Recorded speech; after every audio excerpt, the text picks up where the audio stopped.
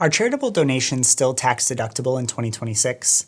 Hi, my name is Mike Heatwole, founder and CEO of the Dala Group, a wealth management firm focused on helping retirees. In this video, I'll walk you through how the One Big Beautiful Bill Act changes charitable giving starting in 2026, what deductions are still available, who's affected, and how to keep your giving tax efficient. So, let's start with what actually changed and why these updates matter. Starting with the 2026 tax year, the One Big Beautiful Bill Act made several key updates that affect how charitable deductions work. Here are the main highlights. Above-the-line deduction. Even if you don't itemize deductions, you can now claim a charitable deduction of up to $1,000 for single filers and $2,000 for married couples filing jointly for cash gifts given to qualified charities. Gifts to a donor-advised fund or gifts of appreciated securities will not qualify for this new deduction. Individuals who itemize their deductions face a new floor.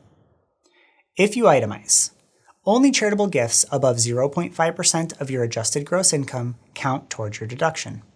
For instance, if you have an AGI of $200,000, the first $1,000 of your charitable gifts will not be included in your itemized deductions. High income limitation. If you're in the top federal tax bracket of 37%, your charitable deduction value is capped at 35% of the gift's value. So, why does this matter?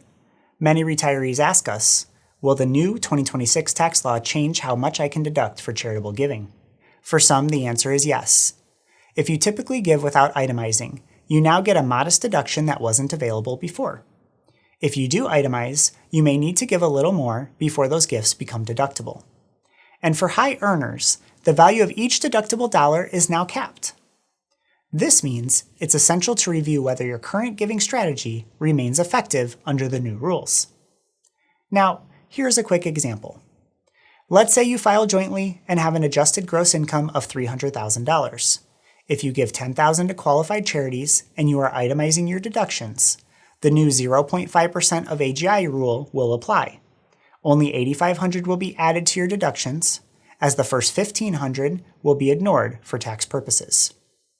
If you don't itemize, you can still claim the new above-the-line deduction of up to $2,000, even while taking the standard deduction, assuming that at least $2,000 of your donations were made through a cash gift.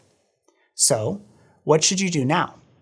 First, start by reviewing your giving habits. If you don't itemize, consider taking advantage of the new $1,000 or $2,000 deduction in 2026 by making cash gifts to a qualified charity.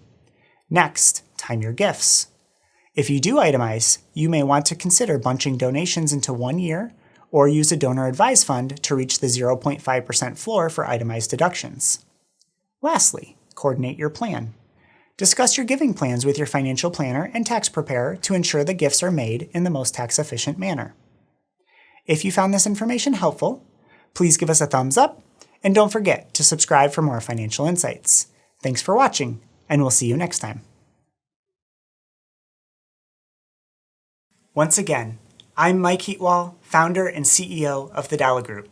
If you are interested in seeing how we help our clients, visit us at www.thedalagroup.com. Give us a call or schedule a time to connect with one of our wealth advisors. We would love to hear from you.